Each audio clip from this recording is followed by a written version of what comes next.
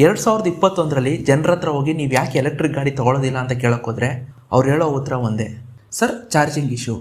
ನಾವೇನಾದರೂ ಅಕಸ್ಮಾತ್ 100ರಿಂದ 120 ಕಿಲೋಮೀಟರ್ ಗಾಡಿ ಓಡಿಸಿದ್ರೆ ಚಾರ್ಜಿಂಗ್ ಖಾಲಿ ಆಗುತ್ತೆ. ಅದಾದಮೇಲಿಂದ ನಾವು ಚಾರ್ಜಿಂಗ್ ಮಾಡ್ಕೊಳ್ಳೋಕ್ಕೆ ತುಂಬ ಕಷ್ಟ. ಆದ್ದರಿಂದ ನಾವು ಪೆಟ್ರೋಲ್ ಗಾಡಿ ತೊಗೋತೀವಿ. ಯಾಕಂದರೆ ಪೆಟ್ರೋಲ್ ಖಾಲಿ ಆಯಿತು ಅಂದರೆ 2ರಿಂದ 3 ನಿಮಿಷದಲ್ಲಿ ನಾವು ಪೆಟ್ರೋಲ್ ಫಿಲ್ ಮಾಡಿಸ್ಕೊಂಡು ಗಾಡಿ ಓಡಿಸ್ಬೋದು. ಎಲೆಕ್ಟ್ರಿಕ್ ಗಾಡಿಗಳಲ್ಲಿ ಆ ರೀತಿ ಆಗೋದಿಲ್ಲ. ಚಾರ್ಜ್ ಮಾಡಬೇಕು ಅಂದರೆ ಗಂಟೆ ಕಾಯಬೇಕು. ಅದಾದಮೇಲೆ ಚಾರ್ಜಿಂಗ್ ಪಾಯಿಂಟ್ಗಳು ಎಲ್ಲೂ ಇರೋದಿಲ್ಲ. ಈ ರೀತಿ ತುಂಬ ತೊಂದರೆ ಇದೆ. ಆದ್ದರಿಂದ ನಾನು ಎಲೆಕ್ಟ್ರಿಕ್ ಗಾಡಿ ತೊಗೊಳ್ಳೋದಿಲ್ಲ, ಅದರ ಬದಲಾಗಿ ನಾವು ಪೆಟ್ರೋಲ್ ಗಾಡಿ ತೊಗೋತೀವಿ.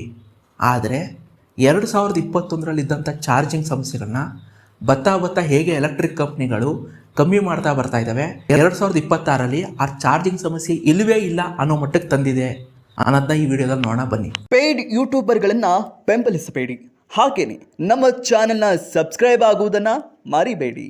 ಮೊದಲನೇದಾಗಿ 2021ರಲ್ಲಿ ನೀವೇನಾದರೂ ನೋಡೋಕೆ ಹೋದರೆ ಆಗ ಕಾಮನ್ ಆಗಿ ಎಲ್ಲ ಕಂಪ್ನಿಗಳ ಬ್ಯಾಟ್ರಿ ಕೆಪಾಸಿಟಿ ಜಾಸ್ತಿ ಅಂದರೆ 3 ಕಿಲೋವ್ಯಾಟ್ ಸಾಮರ್ಥ್ಯದ ಬ್ಯಾಟ್ರಿಗಳನ್ನ ಕೊಡ್ತಿದ್ರು. ಅದು TVS ಇರ್ಬೋದು, ಓಲಾ ಇರ್ಬೋದು, ಬೌನ್ಸ್ ಇರ್ಬೋದು, ಪ್ಯೂರ್ ಇವಿ ಇರ್ಬೋದು, ಎಲ್ಲ ಕಂಪ್ನಿಗಳು ಏನು ಮಾಡ್ತಿದ್ವು, ಮ್ಯಾಕ್ಸಿಮಮ್ ಅಂದರೆ 3 ಕಿಲೋವ್ಯಾಟ್ ಬ್ಯಾಟ್ರಿ ಸಾಮರ್ಥ್ಯ ಗಾಡಿಗಳನ್ನ ಕೊಡ್ತಿದ್ರು. ಇದರಿಂದ ನಿಮಗೆ ಮ್ಯಾಕ್ಸಿಮಮ್ ಅಂದರೆ ಒಂದು 100ರಿಂದ 110 ಕಿಲೋಮೀಟರ್ ಅಷ್ಟು ರೇಂಜ್ ಸಿಗ್ತಿತ್ತು. ಆದರೆ 2026 ಈಗೇನು ಮಾಡಿದ್ದಾವೆ, ಎಲ್ಲ ಕಂಪ್ನಿಗಳು ತಮ್ಮ ಬ್ಯಾಟ್ರಿ ಕೆಪಾಸಿಟಿನ ಜಾಸ್ತಿ ಮಾಡ್ಕೋತಾ ಇದ್ದಾವೆ. ಉದಾಹರಣೆಗೆ TVS iQube ನೋಡ್ತೀನಿ ಅಂದರೆ 5.3 ಕಿಲೋವ್ಯಾಟ್ ಸಾಮರ್ಥ್ಯದ ಬ್ಯಾಟ್ರಿ ಕೊಟ್ಟಿದ್ದಾರೆ. ಅದಾದಮೇಲಿಂದ ಸಿಂಪಲ್ ಒನ್ನಲ್ಲಿ ನೋಡ್ತೀನಿ ಅಂದರೆ ಅವರು ಕೂಡ 5 ಕಿಲೋವ್ಯಾಟ್ ಸಾಮರ್ಥ್ಯ ಬ್ಯಾಟ್ರಿ ಕೊಟ್ಟಿದ್ದಾರೆ. ಅದ್ರ ಜೊತೆಗೆ ಓಲಾದವನು 5.2 ಕಿಲೋವ್ಯಾಟ್ ಕೊಟ್ಟಿದ್ದಾನೆ. ಈ ರೀತಿಯಾಗಿ ಬತ್ತಾ ಕಂಪ್ನಿಗಳು ಏನು ಮಾಡ್ತಾ ಇದ್ದಾವೆ, ತಮ್ಮ ಬ್ಯಾಟ್ರಿ ಕೆಪಾಸಿಟಿನ ಜಾಸ್ತಿ ಮಾಡ್ಕೋತಾ ಹೋಗ್ತಾ ಇದೆ. ಇದರಿಂದ ನಿಮ್ಗೇನಾಗುತ್ತೆ, ರೇಂಜು ಜಾಸ್ತಿ ಸಿಗುತ್ತೆ. ಒಂದು ಸಲ ಚಾರ್ಜ್ ಮಾಡಿದ್ರೆ ಮಿನಿಮಮ್ ಅಂದ್ರೂ 140 ಕಿಲೋಮೀಟ್ರಿಂದ ಹಿಡಿದು 200 ಕಿಲೋಮೀಟರ್ ತನಕ ನಿಮಗೆ ರೇಂಜ್ ಸಿಗುತ್ತೆ. ಒಬ್ಬ ಮನುಷ್ಯ ದಿನಕ್ಕೆ ಎಷ್ಟು ಕಿಲೋಮೀಟರ್ ಓಡಿಸ್ಬೋದು ರೀ? ಮ್ಯಾಕ್ಸಿಮಮ್ ಅಂದರೆ ಎಷ್ಟು ಓಡಿಸ್ಬೋದು? ಒಂದು 150 ಕಿಲೋಮೀಟರ್ ಓಡಿಸ್ಬೋದು. ಅದ್ರ ಮೇಲಿಂದ ಆಗೋದಿಲ್ಲ. ಮತ್ತು ಇನ್ನೊಂದು ಹೇಳ್ಬಿಡ್ತೀನಿ, ನಿಮಗೆ ಎಲೆಕ್ಟ್ರಿಕ್ ಸ್ಕೂಟ್ರ್ ಅಂತ ಅಂದರೆ ಅದು ಸಿಟಿಗೆ ಅದನ್ನು ಯೂಸ್ ಮಾಡೋದೇ ನಾವು ಡೈಲಿ ಯೂಸೇಜ್ಗೋಸ್ಕರ. ಡೈಲಿ ಯೂಸೇಜಲ್ಲಿ ಒಬ್ಬ ಮನುಷ್ಯ ದಿನಕ್ಕೆ ಎಷ್ಟು ಕಿಲೋಮೀಟರ್ ಓಡಿಸ್ಬೋದು? ಆ್ಯಾವ್ರೇಜ್ ಅಂದರೆ ಒಂದು 150 ಕಿಲೋಮೀಟರ್ ಓಡಿಸ್ಬೋದು. ಇವತ್ತೊಂದು ದಿವಸ ನೀವೇನಾದರೂ TVS iQube ST ಮಾಡಲ್ ತೊಗೋತೀವಿ ಅಂದರೆ 5.2 ಕಿಲೋವ್ಯಾಟ್ ಸಾಮರ್ಥ್ಯ ಬ್ಯಾಟ್ರಿ ಆರಾಮಾಗಿ ನಿಮಗೆ 150 ಕಿಲೋಮೀಟರ್ ಸಿಗುತ್ತೆ. ಅದಾದಮೇಲೆ ನಾವೇನೇ ಬೈಬೋದು ಓಲಾ ಬಗ್ಗೆ. ಓಲಾದವ್ನ ಹತ್ರನೂ 5.2 ಕಿಲೋವ್ಯಾಟ್ ಸಾಮರ್ಥ್ಯ ಬ್ಯಾಟ್ರಿ ಇದೆ, 320 ಕಿಲೋಮೀಟರ್ ರೇಂಜ್ ಸಿಗುತ್ತೆ ಅಂತ ಅವ್ನು ಹೇಳೋದು. ಅಷ್ಟೊಂದೆಲ್ಲ ಸಿಗಲ್ಲ, ಅಟ್ಲೀಸ್ಟ್ ಅವನು ಹೇಳೋ ಪ್ರಕಾರ 180-200 ಅಂತೂ ಸಿಗುತ್ತೆ. ಬತ್ತಾ ಏನು ಮಾಡ್ತಾ ಇದ್ದಾವೆ ಕಂಪ್ನಿಗಳು, ತಮ್ಮ ಬ್ಯಾಟ್ರಿ ಸಾಮರ್ಥ್ಯನ ಜಾಸ್ತಿ ಮಾಡ್ಕೋತಾ ಹೋಗ್ತಾ ಇದೆ. ಇದರಿಂದ ಏನಾಗುತ್ತೆ, ನಿಮಗೆ ಜಾಸ್ತಿ ರೇಂಜ್ ಸಿಗುತ್ತೆ. ಓಲಾ ಬಗ್ಗೆ ನಾವೇನೇ ಬೈಬೋದು, ಆದರೆ ಈ ವಿಷಯದಲ್ಲಿ ಮಾತ್ರ ನಾವು ಮೆಚ್ಚಬೇಕಾಗುತ್ತೆ. ಓಲಾದವನು ಏನು ಮಾಡಿದ್ದಾನೆ, 4680 ಡೆನ್ಸಿಟಿ ಇರುವಂಥ ಭಾರತ್ ಸೆಲ್ ಅಂತ ಒಂದು ಬ್ಯಾಟ್ರಿನ ಲಾಂಚ್ ಮಾಡಿದ್ದಾನೆ. ಮುಂಚೆ ಇದ್ದಂಥ ಬ್ಯಾಟ್ರಿಗಿಂತನೂ ಈ ಬ್ಯಾಟ್ರಿಲಿ 5 ಪಟ್ಟಷ್ಟು ಹೆಚ್ಚು ಎನರ್ಜಿನ ಸ್ಟೋರ್ ಮಾಡಿ ಇಟ್ಕೋಬೋದು. ಬತ್ತಾ ಕಂಪ್ನಿಗಳು ತಮ್ಮ ಬ್ಯಾಟ್ರಿ ಕೆಪಾಸಿಟಿನ ಜಾಸ್ತಿ ಮಾಡ್ಕೋತಾ ಹೋಗ್ತಾ ಇದೆ. ಅದಾದಮೇಲೆ ಎರಡನೇ ಸಮಸ್ಯೆ ಇದ್ದಿದ್ದು ಫಾಸ್ಟ್ ಚಾರ್ಜಿಂಗ್ ಸ್ಟೇಷನ್ದು. 2021ರಲ್ಲಿ ಕೇವಲ 2 ಕಂಪ್ನಿಗಳು ಮಾತ್ರ ಫಾಸ್ಟ್ ಚಾರ್ಜಿಂಗ್ ಆಪ್ಷನ್ನ ಕೊಟ್ಟಿದ್ದು, ಒಂದು ಓಲಾ, ಇನ್ನೊಂದು ಏತರ್. TVS, ಬಜಾಜ್ ಅದಾದಮೇಲೆ ಇದ್ದಂಥ ಪ್ಯೂರ್ ಇವಿ ತುಂಬ ಕಂಪ್ನಿಗಳಿದ್ವು ಆ ಟೈಮಲ್ಲಿ, ಅವು ಯಾವ ಕೂಡ ಫಾಸ್ಟ್ ಚಾರ್ಜಿಂಗ್ ಆಪ್ಷನ್ನ ಕೊಟ್ಟಿರಲಿಲ್ಲ. ಆದರೆ 2026 ಬರೋ ವರ್ಷದಲ್ಲಿ ಮಾರ್ಕೆಟಲ್ಲಿರುವಂಥ 1/2ಕ್ಕೂ ಹೆಚ್ಚು ಕಂಪ್ನಿಗಳು ಫಾಸ್ಟ್ ಚಾರ್ಜಿಂಗ್ ಆಪ್ಷನ್ ಕೊಟ್ಟಿದ್ದಾವೆ. ಉದಾಹರಣೆಗೆ ಏತರ್, ಓಲಾ, ಅದಾದಮೇಲೆ ಹೀರೋವಿಡಾ, ಅದಾದಮೇಲೆ TVSನ top end ಮಾಡಲ್ಗಳು, TVS iQube ST top end ಮಾಡಲು, ಅದಾದಮೇಲೆ TVS X, ಇವೆಲ್ಲ 1500 ವ್ಯಾಟ್ ಅಂದರೆ 1.5 ಕಿಲೋವ್ಯಾಟ್ ಫಾಸ್ಟ್ ಚಾರ್ಜಿಂಗ್ನ ಸಪೋರ್ಟ್ ಮಾಡುತ್ತೆ. ಅದಾದಮೇಲಿಂದ ಸಿಂಪಲ್ ಒನ್ ಇರ್ಬೋದು, ಇತ್ತೀಚೆಗೆ ನಾನು ಹೇಳಿದೆ ಬೌನ್ಸ್ ಕೂಡ ಫಾಸ್ಟ್ ಚಾರ್ಜಿಂಗ್ನ ತೊಗೋತಾ ಇದೆ ಅಂತೇಳಿ. ಅದಾದಮೇಲೆ ಬೈಕಲ್ಲಿ ಬರ್ತೀನಿ ಅಂದರೆ ಅಲ್ಟ್ರಾವೈಲೆಟ್ ಇರ್ಬೋದು, ರಿವಾಲ್ಟ್ ಇರ್ಬೋದು, ಅದಾದಮೇಲಿಂದ ಒಬೇನ್ ಇರ್ಬೋದು. ಈ ರೀತಿ ಈ ಎಲ್ಲ ಕಂಪ್ನಿಗಳು ಏನು ಮಾಡ್ತಾ ಇದ್ದಾವೆ, ಫಾಸ್ಟ್ ಚಾರ್ಜಿಂಗ್ ಆಪ್ಷನ್ಗಳನ್ನ ಕೊಡಕ್ಕೆ ಬರ್ತಾ ಇದ್ದಾವೆ. ಇದರಿಂದ ನಿಮ್ಗೆ ಏನಾಗ್ತಾ ಇದೆ, ನೀವು ಬೇಗನೆ ನಿಮ್ಮ ಗಾಡಿಗಳನ್ನ ಚಾರ್ಜ್ ಮಾಡ್ಬೋದು. 0 to 50% ವಿತಿನ್ 40 ಮಿನಿಟ್ಸ್ ಅಂದರೆ 40 ನಿಮಿಷದಲ್ಲೆಲ್ಲ ನಿಮಗೆ ಚಾರ್ಜ್ ಆಗಿಬಿಡುತ್ತೆ. ಮತ್ತು ಇನ್ನೊಂದು ವಿಷಯ ಹೇಳ್ತೀನಿ, ಒಂದು ಟೈಮಲ್ಲಿ ಅಂದರೆ 2021ರಲ್ಲಿ ಕೇವಲ ಒಂದು 50-100 ಅಷ್ಟೇ ಫಾಸ್ಟ್ ಚಾರ್ಜಿಂಗ್ ಸ್ಟೇಷನ್ಗಳಿತ್ತು. ಈಗ ಹೋಗಿ ಏತರಲ್ಲಿ ಏನಿಲ್ಲ ಅಂದರೆ ಒಂದು 5,000 ಫಾಸ್ಟ್ ಚಾರ್ಜಿಂಗ್ ಸ್ಟೇಷನ್ ಇದೆ. ಅದಾದಮೇಲಿಂದ ಥರ್ಡ್ ಪಾರ್ಟಿ ಚಾರ್ಜಿಂಗ್ ಸ್ಟೇಷನ್ಗಳು ಓಪನ್ ಆಗ್ತಾ ಇದೆ. ಜಿಪ್ ಇರ್ಬೋದು, ಬೋಲ್ಟ್ ಇರ್ಬೋದು, ಇವೆಲ್ಲ ಥರ್ಡ್ ಪಾರ್ಟಿ ಫಾಸ್ಟ್ ಚಾರ್ಜಿಂಗ್ ಸ್ಟೇಷನ್ಗಳನ್ನ ಓಪನ್ ಮಾಡ್ತಾ ಇದ್ದಾವೆ. ನಾನು ನೋಡ್ದಂಗೆ ಬೆಂಗಳೂರಲ್ಲೇ ಹತ್ತತ್ರ ಒಂದು 10ರಿಂದ 20 ಈ ಕಂಪ್ನಿಗಳ ಫಾಸ್ಟ್ ಚಾರ್ಜಿಂಗ್ ಇದೆ. ಈಗ ಓಲಾ ಕಸ್ಟಮರ್ಗಳೆಲ್ಲ ಏನು ಮಾಡ್ತಾ ಇದ್ದಾರೆ, ಅವರು ಓಲಾದ ಹೆಚ್ಚು ಕಮ್ಮಿ ಈಗ ಮುಚ್ಚೋಗಿದೆ. ಓಲಾ ಹೈಪರ್ ಚಾರ್ಜರು ತುಂಬ ಕಡೆ ಮುಚ್ಚೋಗಿದೆ. ಅವ್ರು ಏನು ಮಾಡ್ತಾ ಇದ್ದಾರೆ, ಓಲಾ ಗಾಡಿಗಳನ್ನ ಈ ರೀತಿ ಥರ್ಡ್ ಪಾರ್ಟಿ ಫಾಸ್ಟ್ ಚಾರ್ಜಿಂಗಲ್ಲಿ ಹೋಗಿ ಚಾರ್ಜ್ ಮಾಡ್ತಾ ಇದ್ದಾರೆ. ಈ ವಿಷಯ ಯಾಕೆ ಹೇಳ್ತಾ ಇದ್ದೀನಿ ಅಂದರೆ, ಬರ್ತಾ ಎಲ್ಲ ಕಂಪ್ನಿಗಳು ಫಾಸ್ಟ್ ಚಾರ್ಜಿಂಗ್ನ ಕೊಡ್ತಾ ಇದ್ದಾವೆ. ಮತ್ತು ಫಾಸ್ಟ್ ಚಾರ್ಜಿಂಗ್ ಸ್ಟೇಷನ್ಗಳು ದೇಶಾದ್ಯಂತ ಓಪನ್ ಆಗ್ತಾ ಇದೆ. ನೀವು ಬೆಸ್ಟ್ ಅಂದರೆ, ನಾನು ಕಳೆದ 6 ತಿಂಗಳಿಂದ ಹೀರೋವಿಡಾ ಗಾಡಿ ಓಡಿಸ್ತಾ ಇದ್ದೀನಿ. ಬೆಂಗಳೂರಲ್ಲಿ ಏನಿಲ್ಲ ಅಂದರೂ ಹತ್ತತ್ರ ಒಂದು 100ರಿಂದ 150 ಫಾಸ್ಟ್ ಚಾರ್ಜಿಂಗ್ ಸ್ಟೇಷನ್ ಇದೆ, ಹೀರೋವಿಡಾ ಮತ್ತು ಏತರ್. ಇದು ಇಲ್ಲಿಗೆ ನಿಲ್ಲುತ್ತೆ ಅಂದ್ಕೊಬಿಡಿ, ಹೋಗ್ತಾ ಇದು ಇನ್ನೂ ಜಾಸ್ತಿ ಆಗ್ತಾ ಹೋಗುತ್ತೆ. ನೀವೇನಾದರೂ ಬೆಂಗಳೂರವರು ಆದರೆ ಯಾವುದೇ ಟೆನ್ಷನ್ ಇಲ್ಲದೇ ನೀವು ಏತರು ಮತ್ತು ಹೀರೋವಿಡಾ ಗಾಡಿ ತೊಗೋಬೋದು. ಯಾಕಂದರೆ ಅಷ್ಟೊಂದು ಫಾಸ್ಟ್ ಚಾರ್ಜಿಂಗ್ ಇದೆ, ನಾವೇ ನೋಡ್ಬಿಟ್ಟಿದ್ದೀವಿ. ಅಷ್ಟೇ ಅಲ್ಲದೆ ಏತರ್ ಅವನು ಇಷ್ಟು ದಿವಸ 3 ಕಿಲೋವ್ಯಾಟ್ ಸಾಮರ್ಥ್ಯದ ಫಾಸ್ಟ್ ಚಾರ್ಜಿಂಗ್ ಆಪ್ಷನ್ನ ಕೊಡ್ತಾ ಇದ್ದ. ಈಗ ಅದನ್ನ ಜಾಸ್ತಿ ಮಾಡಿ 6 ಕಿಲೋವ್ಯಾಟ್ ಸಾಮರ್ಥ್ಯದ ಫಾಸ್ಟ್ ಚಾರ್ಜಿಂಗ್ನ ಕೊಡ್ತಾ ಇದ್ದಾನೆ. ಇದರಿಂದ ಏತರ್ ಗಾಡಿಗಳು ಕೇವಲ 15 ನಿಮಿಷ ಚಾರ್ಜ್ ಮಾಡಿದ್ರೆ 30 ಕಿಲೋಮೀಟರ್ ಹೋಗುತ್ತೆ. ಇಷ್ಟು ದಿವಸ 3 ಕಿಲೋವ್ಯಾಟ್ ಸಾಮರ್ಥ್ಯದ ಫಾಸ್ಟ್ ಚಾರ್ಜಿಂಗ್ ಸ್ಟೇಷನ್ಗಳನ್ನ ಓಪನ್ ಮಾಡ್ತಿದ್ದ. ಈಗ ಅದನ್ನ ಜಾಸ್ತಿ ಮಾಡಿ ಈಗ 6 ಕಿಲೋವ್ಯಾಟ್ ಸಾಮರ್ಥ್ಯದ ಹೊಸ ಚಾರ್ಜಿಂಗ್ ಸ್ಟೇಷನ್ಗಳನ್ನ ಓಪನ್ ಮಾಡ್ತಾ ಇದ್ದಾನೆ. ಬೆಂಗಳೂರಲ್ಲಿ ನಾನೇ ಹತ್ತತ್ರ ಒಂದು 50 6 ಕಿಲೋವ್ಯಾಟ್ ಫಾಸ್ಟ್ ಚಾರ್ಜಿಂಗ್ ಸ್ಟೇಷನ್ಗಳನ್ನ ನಾನು ನೋಡಿದ್ದೀನಿ.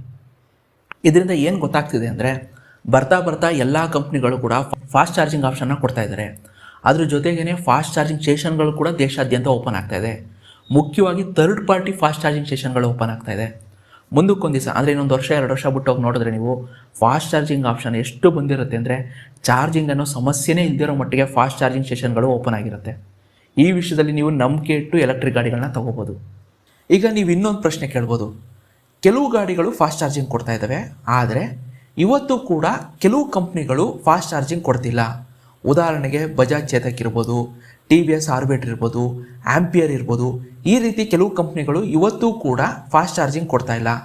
ಆ ಗಾಡಿಗಳಿಗೆ ನೀವೇನು ಹೇಳ್ತೀರಾ ಅಂತ ನೀವು ಕೇಳ್ಬೋದು. ಅದಕ್ಕೂ ಕೂಡ ಇವತ್ತು ಕಂಪ್ನಿಗಳು ಪರಿಹಾರ ಕಂಡುಕೊಂಡಿದೆ.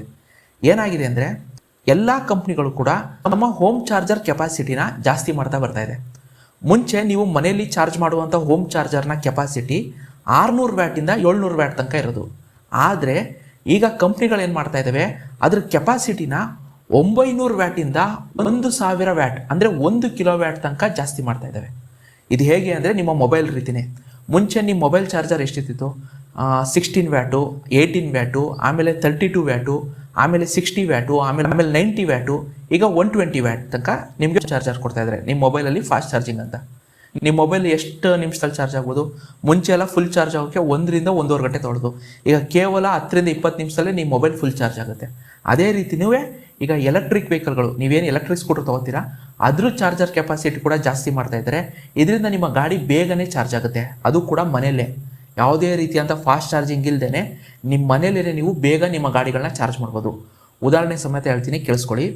ನೀವೇನಾದರೂ TVS iQube ST ಮಾಡಲು 5.3 ಕಿಲೋವ್ಯಾಟ್ ಸಾಮರ್ಥ್ಯ ಬ್ಯಾಟ್ರಿ ತೊಗೊಂಡ್ರೆ 950 ವ್ಯಾಟ್ನ ಚಾರ್ಜರ್ ಕೊಡ್ತಾ ಇದ್ದಾರೆ. ಈ ಚಾರ್ಜರಿಂದ ನೀವು ಕೇವಲ 4 ಗಂಟೆ 18 ನಿಮಿಷದಲ್ಲಿ 0 to 80% ನೀವು TVS iQube ST ಮಾಡಲ್ ಗಾಡಿನ ಚಾರ್ಜ್ ಮಾಡ್ಬೋದು. ಇದ್ರ ಜೊತೆಗೆ ನೀವೇನಾದರೂ ಹೀರೋ ವಿಡಾ ಗಾಡಿ ತೊಗೋತೀನಿ ಅಂತ ಹೋದ್ರೆ ಹೀರೋ ವಿಡಾದಲ್ಲಿ 1 ಕಿಲೋವ್ಯಾಟ್ ಸಾಮರ್ಥ್ಯದ ಹೋಮ್ ಚಾರ್ಜರ್ ಕೊಡ್ತಾ ಇದ್ದಾರೆ. ಈ ಹೋಮ್ ಚಾರ್ಜರ್ ಅಲ್ಲಿ ನೀವು ಹೀರೋ ವಿಡಾ ಗಾಡಿನ 20 to 80% ಬರೀ 2 ಗಂಟೆ 28 ನಿಮಿಷದಲ್ಲಿ ಮಾಡ್ಬೋದು. ಅದಕ್ಕಿಂತ ಮುಖ್ಯವಾಗಿ ಎಲ್ಲರೂ ಕೇಳೋದೇನು ಗೊತ್ತಾ, ಮುಖ್ಯವಾಗಿ ಬಜಾಜ್ ಚೇತಕ್. ಯಾಕೆ ಅಂದರೆ ಬಜಾಜ್ ಚೇತಕಲ್ಲಿ ಫಾಸ್ಟ್ ಚಾರ್ಜಿಂಗ್ ಆಪ್ಷನ್ ಇಲ್ಲ.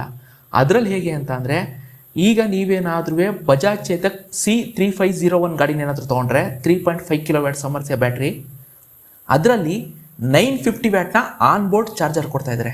ಆನ್ ಬೋರ್ಡ್ ಚಾರ್ಜರ್ ಅನ್ನೋದನ್ನ ನೆಕ್ಸ್ಟ್ ಎಕ್ಸ್ಪ್ಲೇನ್ ಮಾಡ್ತೀನಿ. ಇದರಲ್ಲಿ 950 ವ್ಯಾಟ್ನ ಚಾರ್ಜರ್ ಕೊಡ್ತಾ ಇದ್ದಾರೆ. ಇದರಿಂದ ನೀವು 0 to 80% ಬರೀ 3 ಗಂಟೆಲಿ ಚಾರ್ಜ್ ಮಾಡ್ಬೋದು.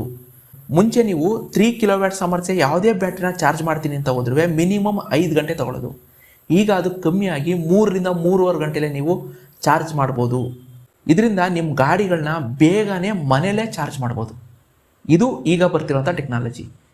ಕೆಲವು ಕಂಪ್ನಿಗಳು ಫಾಸ್ಟ್ ಚಾರ್ಜಿಂಗ್ ಕೊಡ್ತಾ ಇದ್ದಾವೆ, ಕೆಲವು ಕಂಪ್ನಿಗಳು ಏನು ಮಾಡ್ತಾ ಇದ್ದಾರೆ, ಫಾಸ್ಟ್ ಚಾರ್ಜಿಂಗ್ ಬೇಡ, ನಾವೇನು ಕೊಡ್ತಾ ಇದ್ದೀವಿ ಹೋಮ್ ಚಾರ್ಜರು ಅದನ್ನೇ ಕೆಪಾಸಿಟಿ ಜಾಸ್ತಿ ಮಾಡೋಣ. ಈಗ 1 ಕಿಲೋವ್ಯಾಟ್ ತನಕ ಕೆಲವು ಕಂಪ್ನಿಗಳು ಕೊಡ್ತಾ ಇದ್ದಾವೆ. ಇನ್ನು ಹೋಯ್ತಾ 1.2 ಕಿಲೋವ್ಯಾಟ್, 1.3 ಕಿಲೋವ್ಯಾಟ್ ಎಲ್ಲ ಬಂದರೆ ನಿಮ್ಮ ಗಾಡಿ 0 to 80% ಬರೀ 2 ರಿಂದ 2.5 ಗಂಟೆಲೇ ನೀವು ಚಾರ್ಜ್ ಮಾಡ್ಬೋದು. ಇದು ಹೊಸ ಟೆಕ್ನಾಲಜಿ. ಇನ್ನೊಂದು ವಿಷಯ ನನಗೆ ಬಜಾಜ್ ಚೇತಕಲ್ಲಿ ಇಷ್ಟ ಆಗಿದ್ದೇನಪ್ಪ ಅಂದರೆ, ಬಜಾಜ್ ಚೇತಕ್ ಅವರು C3501 ಆನ್ ಬೋರ್ಡ್ ಚಾರ್ಜರ್ ಕೊಡ್ತಾ ಇದ್ದಾರೆ. ಈ ಆನ್ ಬೋರ್ಡ್ ಚಾರ್ಜರ್ ಅಂದರೆ ಏನು ಅಂತ ಹೇಳ್ಬಿಡ್ತೀನಿ. ಚಾರ್ಜರ್ ಏನಿದೆ ಅಂದರೆ ಅಡಾಪ್ಟರ್ ಬಾಕ್ಸ್ ಏನಿದೆ ಅದು ಗಾಡಿಯ ಬಾಡಿ ಒಳಗಡೆ ಫಿಟ್ ಆಗಿ ಬರುತ್ತೆ. ನೀವು ಬರೀ ಒಂದು ವೈರ್ನ ಕ್ಯಾರಿ ಮಾಡಿದ್ರೆ ಸಾಕು. ಇದರಿಂದ ನಿಮ್ಗೇನಾಗುತ್ತೆ, ಡಿಕ್ಕಿಲಿ ನಿಮಗೆ ಜಾಸ್ತಿ ಜಾಗ ಉಳಿಯುತ್ತೆ. ಅಕಸ್ಮಾತ್ ನೀವು ಯಾವ್ದಾರ ಬೇರೆ ಗಾಡಿ ತೊಗೊಂಡು ಚಾರ್ಜರ್ ಸಮೇತ ಹೋಗ್ತೀನಿ ಅಂದರೆ ಡಿಕ್ಕಿಲಿ ನಿಮಗೆ ಜಾಗನೇ ಉಳಿಯಲ್ಲ. ಯಾಕಂದರೆ ಚಾರ್ಜರು ಅರ್ಧಕ್ಕರ್ಧ ತುಂಬೋಗ್ಬಿಡುತ್ತೆ. ಅದಾದಮೇಲೆ ನೀವೇನು ಸಾಮಾನು ಇಡೋಕ್ಕಾಗಲ್ಲ. ಇದರಲ್ಲಿ ಏನು ಮಾಡಿದ್ದಾರೆ ಬಜಾಜ್ ಚೇತಕ್ ಅವರು C3501 ಚಾರ್ಜರ್ನ ಒಳಗಡೆನೆ ಫಿಟ್ ಮಾಡಿಬಿಟ್ಟಿರ್ತಾರೆ. ನೀವು ಬರೀ ಒಂದು ವೈರ್ ಕೊಡ್ತಾರೆ, ಆ ವೈರ್ನ ಕ್ಯಾರಿ ಮಾಡಬೇಕು. ನನ್ನ ಹತ್ರನೂ TVS iQube ಇತ್ತು. ಆವಾಗಲೂ ಅಷ್ಟೇ, ಕೆಲವು ಸತಿ ತುಂಬ ಲಾಂಗ್ ಹೋಗ್ತಿದೆ ಅಂದರೆ ಅವಾಗ ಚಾರ್ಜರ್ ತಗೊಂಡು ಹೋಗ್ಬೇಕಾದ್ರೆ ಡಿಕ್ಕಿಲಿ ಅರ್ಧಕ್ಕರ್ಧ ಅದೇ ತುಂಬ ಹೋಗೋದು. ನಮಗೆ ಜಾಗನೇ ಇರ್ತಿರಲಿಲ್ಲ, ಒಂದು ಬ್ಯಾಗೆಲ್ಲ ಇಡೋಕ್ಕೆ ಜಾಗನೇ ಇರ್ತಿರಲಿಲ್ಲ, ಹೆಲ್ಮೆಟ್ ಇಡೋಕ್ಕೆ ಜಾಗ ಇರ್ತಿರಲಿಲ್ಲ. ಬಟ್ ಇದರಲ್ಲಿ ಬಜಾಜ್ ಅವ್ರು ಏನು ಮಾಡಿದ್ರೆ ಇದಂತೂ ಸೂಪರು. ಬರೀ ಒಂದು ವೈರು, ಏನೊಂದು ಸ್ವಲ್ಪ ಭಾಗ ಅಷ್ಟೇ ನಿಮ್ಮ ಡಿಕ್ಕಿಲಿ ತುಂಬಿಕೊಳ್ಳುತ್ತೆ. ಇನ್ನು ಮಿಕ್ಕಿದ ಒಂದು ಮುಕ್ಕಾಲು ಭಾಗ ನಿಮಗೆ ಸ್ಪೇಸ್ ಸಿಗುತ್ತೆ. ಸೊ ಇದೊಂದು ಒಳ್ಳೆ ಕಾನ್ಸೆಪ್ಟು. ಇದೇ ಥರ ಎಲ್ಲ ಕಂಪ್ನಿಯವರು ಕೂಡ ಆನ್ ಬೋರ್ಡ್ ಚಾರ್ಜರ್ ಕೊಟ್ಟರೆ ನಿಜವಾಗ್ಲೂ ಜನಕ್ಕೆ ಏನೂ ತೊಂದರೆ ಆಗದೇನೆ ಗಾಡಿ ಆರಾಮಾಗಿ ಎಲ್ಲಿ ಬೇಕಲ್ಲಿ ಚಾರ್ಜ್ ಮಾಡ್ಕೋತಾರೆ. ಓಕೆ, ನಾನು ಇಷ್ಟೊತ್ತು ತನಕ ಹೇಳಿದೆ ಕಂಪ್ನಿಗಳು ಬ್ಯಾಟ್ರಿ ಕೆಪಾಸಿಟಿ ಜಾಸ್ತಿ ಮಾಡ್ತಾ ಇದ್ದಾವೆ, ಫಾಸ್ಟ್ ಚಾರ್ಜಿಂಗ್ ಕೊಡ್ತಾ ಇದ್ದಾವೆ, ಹೋಮ್ ಚಾರ್ಜರ್ ಕೆಪಾಸಿಟಿನ ಜಾಸ್ತಿ ಮಾಡ್ತಾ ಇದ್ದಾವೆ. ಇಷ್ಟೇನಾ ಅಂದರೆ ಇಲ್ಲ, ಇನ್ನೂ ಕೆಲವು ಕಂಪ್ನಿಗಳು ಏನು ಮಾಡ್ತಾ ಇದ್ದಾವೆ, ಇನ್ನೂ ಒಂದು 2 ಹೆಜ್ಜೆ ಮುಂದೆ ಹೋಗಿ ಬ್ಯಾಟ್ರಿ ಸ್ವ್ಯಾಪಿಂಗ್ ಕೊಡ್ತಾ ಇದ್ದಾವೆ. ಇದೇನು ಹೊಸ ವಿಷಯ ಅಲ್ಲ, ಹಳೆ ವಿಷಯನೇ. 2021 ಬೌನ್ಸ್ ಇನ್ಫಿನಿಟಿ ಬ್ಯಾಟ್ರಿ ಸ್ವ್ಯಾಪಿಂಗ್ ಕಾನ್ಸೆಪ್ಟ್ನ ತೊಗೊಬಂದಿತ್ತು. ಅಂದರೆ ನಿಮ್ಮ ಹತ್ರ ಇರುವಂಥ ಖಾಲಿ ಬ್ಯಾಟ್ರಿನ ಒಂದು ಸ್ಟೇಷನಲ್ಲಿ ಹೋಗಿ ಬರೀ 1 ರಿಂದ 2 ನಿಮಿಷದಲ್ಲಿ ಆ ಖಾಲಿ ಬ್ಯಾಟ್ರಿ ಕೊಟ್ಟು ಫುಲ್ ಆಗಿರುವಂಥ ಒಂದು ಬ್ಯಾಟ್ರಿ ತೊಗೊಬಂದು ಗಾಡಿ ಓಡಿಸಿ ಅಂತ ಹೇಳ್ಬಿಟ್ಟು ಬ್ಯಾಟ್ರಿ ಸ್ವಾಪಿಂಗ್ ಸ್ಟೇಷನ್ಗಳನ್ನ ಓಪನ್ ಮಾಡ್ತು. ಆದರೆ ಅದು ಫ್ಲಾಪ್ ಆಯಿತು. ಅದಾದಮೇಲೆ 2025 ಆ್ಯಕ್ಟಿವಾ ಇ, ಹೋಂಡಾ ಕಂಪ್ನಿಯಿಂದ ಆ್ಯಕ್ಟಿವಾ ಇ ಅಂತ ಹೇಳ್ಬಿಟ್ಟು ಒಂದು EV ಸ್ಕೂಟರ್ ಲಾಂಚ್ ಮಾಡಿ ಅದರಲ್ಲೂ ಕೂಡ ಬ್ಯಾಟ್ರಿ ಸ್ವಾಪಿಂಗ್ ಆಪ್ಷನ್ ಕೊಟ್ಟಿದ್ದಾರೆ.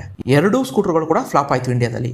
ಅದು ಬೌನ್ಸ್ ಇನ್ಫಿನಿಟಿ ಇರ್ಬೋದು ಅಥವಾ ಹೋಂಡಾ ಆ್ಯಕ್ಟಿವಾ EVನೇ ಇರ್ಬೋದು, 2 ಕೂಡ ಫ್ಲಾಪ್ ಆಗಿದೆ. ಆದರೂ ಕೂಡ ನಿಮಗೇನಾದರೂ ಬ್ಯಾಟ್ರಿ ಸ್ವಾಪಿಂಗ್ ಬೇಕು ಅಂದರೆ ಇವತ್ತು ಕೂಡ ಇವೆರಡು ಕಂಪ್ನಿಯಲ್ಲಿ ಆಪ್ಷನ್ ಇದೆ. ಇದು ನಮ್ಮಂಥ ಜನಸಾಮಾನ್ಯರಿಗೆ ಉಪಯೋಗ ಆಗದಿರ್ಬೋದು, ಆದರೆ ಕಮರ್ಷಿಯಲ್ ಯೂಸ್ ಮಾಡ್ತಾರೆ ನೋಡಿ. ಬೆಂಗಳೂರಲ್ಲಿ ಮುಕ್ಕಾಲು ಭಾಗ ಡೆಲಿವರಿ ಬಾಯ್ಸ್ಗಳು ಯೂಸ್ ಮಾಡೋದು ಈ ಬ್ಯಾಟ್ರಿ ಸ್ವಾಪಿಂಗ್ ಗಾಡಿಗಳನ್ನೇ. ಅದು ಯೂಲೋ ಇರ್ಬೋದು, ಬೌನ್ಸ್ ಇನ್ಫಿನಿಟಿನೇ ಇರ್ಬೋದು ಅಥವಾ ಹೋಂಡಾ EVನೇ ಇರ್ಬೋದು, ಎಲ್ಲರೂ ಇದೇ ಗಾಡಿಗಳನ್ನ ಯೂಸ್ ಮಾಡೋದು. ಕಮರ್ಷಿಯಲ್ ಯೂಸ್ಗೆ ಇದು ಖಂಡಿತವಾಗ್ಲೂ ಸಕ್ಸಸ್ಫುಲ್ ಆಗುತ್ತೆ. ಆಲ್ರೆಡಿ ವಿಯೆಟ್ನಾಮಲ್ಲಿ ಈ ಕಾನ್ಸೆಪ್ಟು ಸಕ್ಸಸ್ ಆಗಿದೆ. ಅದನ್ನು ಕಾಪಿ ಮಾಡಿ ಇಂಡಿಯಾದಲ್ಲಿ ಬೌನ್ಸ್ ಇನ್ಫಿನಿಟಿ ಮತ್ತು ಹೋಂಡಾ ಆ್ಯಕ್ಟಿವಾ ತಂತು ಬ್ಯಾಟ್ರಿ ಸ್ವಾಪಿಂಗ್ ಬೇಕು, ನಾನು ಕಮರ್ಷಿಯಲ್ ಯೂಸ್ಗೋಸ್ಕರ ಮಾಡ್ತೀನಿ ಅನ್ನೋದಾದರೆ ನಿಮಗೆ ಬ್ಯಾಟ್ರಿ ಸ್ವಾಪಿಂಗ್ ಆಪ್ಷನು ಇದೆ. ಅಷ್ಟೇ ಅಲ್ಲದೆ ಹೀರೋ ವಿಡೋದವನು ಏನು ಮಾಡಿದ್ದಾನೆ, ರಿಮೂವೇಬಲ್ ಬ್ಯಾಟ್ರಿ ಕೊಟ್ಟಿದ್ದಾನೆ. ಯಾಕೆ ವಿಷಯ ಹೇಳ್ತಾ ಇದ್ದೀನಿ ಅಂದರೆ, ಬೆಂಗಳೂರಲ್ಲಿ ಮುಕ್ಕಾಲು ಭಾಗ ಜನ ಇರೋದು ಬಾಡಿಗೆ ಮನೇಲಿ. ಫಸ್ಟ್ ಫ್ಲೋರಲ್ಲಿ ಇರ್ತಾರೆ, ಸೆಕೆಂಡ್ ಫ್ಲೋರಲ್ಲಿ ಇರ್ತಾರೆ, ಟಾಪ್ ಫ್ಲೋರಲ್ಲಿ ಇರ್ತಾರೆ, ಕೆಲವು ಸಲ ಅಪಾರ್ಟ್ಮೆಂಟಲ್ಲಿ ಇರ್ತಾರೆ, ಕೆಲವು ಸಲ PGಲಿ ಇರ್ತಾರೆ. ಅಂಥ ಟೈಮಲ್ಲಿ ಈಸಿಯಾಗಿ ಬ್ಯಾಟ್ರಿನ ಬಿಚ್ಕೊ ಹೋಗಿ ಎಲ್ಲಿ ಬೇಕಲ್ಲಿ ಚಾರ್ಜ್ ಮಾಡ್ಬೋದು. ಈ ಒಂದು ಆಪ್ಷನ್ ಕೂಡ ಹೀರೋ ವಿಡಿಯೋದಿಂದ ಕೊಟ್ಟಿದ್ದಾರೆ. ಸೊ ಇಷ್ಟೊತ್ತು ನಾನು ಹೇಳಿದೆ ಹೇಗೆ ಕಂಪ್ನಿಗಳು ಚಾರ್ಜರ್ ಪ್ರಾಬ್ಲಮ್ನ ಸಾಲ್ವ್ ಮಾಡೋದಕ್ಕೆ ಹೇಗೆಲ್ಲ ಕ್ರಮ ತೊಗೊಂಡಿದ್ದಾರೆ, ಏನೆಲ್ಲ ಟೆಕ್ನಾಲಜಿ ತೊಗೊಬಂದಿದ್ದಾರೆ ಅನ್ನೋದೆಲ್ಲ ನಾನು ಹೀಗೆ ಹೇಳಿದೆ. ಹಾಗಾದರೆ ನೀವುಗಳು ಎಲೆಕ್ಟ್ರಿಕ್ ಗಾಡಿನ ತೊಗೋಬೋದಾ ಅಂದರೆ ಒಂದು ಕಂಡೀಷನ್ ಇದೆ. ಏನಂದರೆ, ನಾನು ಎಲೆಕ್ಟ್ರಿಕ್ ಗಾಡಿ ಬಗ್ಗೆ ಸ್ವಲ್ಪ ಆದರೂ ಜವಾಬ್ದಾರಿ ತೊಗೋತೀನಿ, ಹಾಗೆಯೇ ಮುಂದೆ ಏನಾಗುತ್ತೆ ಅನ್ನೋದ್ರ ಬಗ್ಗೆ ಸ್ವಲ್ಪ ಯೋಚನೆ ಮಾಡ್ತೀನಿ ಅನ್ನೋರು ನೀವಾಗಿದ್ದರೆ ದಯವಿಟ್ಟು ಎಲೆಕ್ಟ್ರಿಕ್ ಗಾಡಿ ತೊಗೊಳ್ಳಿ. ಇಲ್ಲ ನಾನು ಸೋಂಬೇರಿ, ಮುಂದಕ್ಕೆ ಏನಾಗುತ್ತೆ ಅದೆಲ್ಲ ನಂಗೆ ತಲೆನೋವು ಬೇಡ ಅನ್ನೋದಾದರೆ ನೀವು ಪೆಟ್ರೋಲ್ ಗಾಡಿ ತೊಗೊಳ್ಳಿ. ಯಾಕೆ ಈ ಮಾತು ಹೇಳ್ತಿದ್ದೀನಿ ಅಂದರೆ, ನಾನು ಬೆಳಗ್ಗೆಯಿಂದ ರಾತ್ರಿ ತನಕ ಗಾಡಿ ಓಡಿಸ್ಬಿಟ್ಟು ರಾತ್ರಿ ಬಂದಾಗ ಮರಿದೇನೆ ನನ್ನ ಗಾಡಿಯ ಬ್ಯಾಟ್ರಿಗಳನ್ನ ಬಿಚ್ಕೊಬಂದು ನಾನು ಚಾರ್ಜ್ಗೆ ಹಾಕಬೇಕು. ನನ್ನ ಹತ್ರ ಕೂಡ ಹೀರೋ ವಿಡೋ ಇದೆ, ಬ್ಯಾಟ್ರಿ ಬಿಚ್ಕೊಬಂದು ನನ್ನ ರೂಮಲ್ಲಿ ನಾನು ಚಾರ್ಜ್ಗೆ ಹಾಕಬೇಕು. ನೀವು ಅದು ಬಿಟ್ಬಿಟ್ಟು ಬೆಳಗ್ಗೆಯಿಂದ ಸಂಜೆ ತನಕ ಗಾಡಿ ಓಡಿಸ್ಬಿಟ್ಟು ರಾತ್ರಿ ಬಂದು ಆರಾಕ ಮಲಿಕೊಂಡ್ರೆ ನಾಳೆ ಬೆಳಗ್ಗೆ ತಳ್ಕೊಂಡೆಲ್ಲ ಹೋಗಲ್ಲ. ಇದು ಪೆಟ್ರೋಲ್ ಗಾಡಿ ಅಲ್ಲ. ಪೆಟ್ರೋಲ್ ಗಾಡಿ ಆದರೆ ಪೆಟ್ರೋಲ್ ಮುಗಿದ್ರು ಕೂಡ ತಳ್ಕೊಂಡು ನಡೆಯೋದ, ಅಥವಾ ಯಾರ ಹತ್ರ ಟೋ ಮಾಡಿಸ್ಕೋಗೋದ, ಅಥವಾ ತಗೊಬರೋದ ಬಾಟ್ಲಲ್ಲಿ, ಇಲ್ಲಾಂದರೆ ಟ್ಯಾಂಕ್ನ ಊದ್ಬಿಟ್ಟಾದರೂ ಹೆಂಗೋ ಹೋಗ್ಬಿಡೋದ, ಬಗ್ಗಿಸ್ಕೊ ಹೊಡಿಯೋದ, ಅವೆಲ್ಲ ಆಗಲ್ಲ. ಯಾವಾಗಲೂ ಗಾಡಿ ತೆಗಿಯೋಕ್ಕಿಂತ ಮುಂಚೆನೇ ನನ್ನ ಡೆಸ್ಟಿನೇಷನ್ ಏನು, ನಾ ಎಲ್ಲೆಲ್ಲಿಗೆ ಹೋಗಬೇಕು ಅಂತ ಮುಂಚೆನೇ ಒಂದು 10 ನಿಮಿಷದ ಮುಂಚೆನೇ ಆದರೂ ನೀವು ಪ್ಲ್ಯಾನ್ ಮಾಡಬೇಕು. ಆಗ ಮಾತ್ರ ನಿಮ್ಗೆ ಏನೂ ಪ್ರಾಬ್ಲಮ್ ಇಲ್ಲದೇ ಎಲೆಕ್ಟ್ರಿಕ್ ಗಾಡಿಗಳು ಸರಿ ಹೋಗುತ್ತೆ. ಇಲ್ಲ ನಾನು ಈಗ ತೆಗಿತೀನಿ ಹೋಗ್ತೀನಿ, ನನಗೆ ಯಾವಾಗ ಬೇಕಂಗೆ ಮನ್ಸಿಗೆ ಬಂದಾಗ ಓಡಾಡ್ತೀನಿ ಅನ್ನೋರಾದರೆ ದಯವಿಟ್ಟು ಎಲೆಕ್ಟ್ರಿಕ್ ಗಾಡಿ ತೊಗೋಬೇಡಿ. ಇನ್ನೂ ಕೂಡ ಆ ಲೆವೆಲ್ಗೆಲ್ಲ ಟೆಕ್ನಾಲಜಿ ಬಂದಿಲ್ಲ. ನೀವು ನೆಮ್ಮದಿಯಿಂದ ಪೆಟ್ರೋಲ್ ಗಾಡಿ ತೊಗೊಳ್ಳಿ, ಅದರಲ್ಲೇ ಓಡಿಸ್ಕೊಳ್ಳಿ ಅಷ್ಟೇ.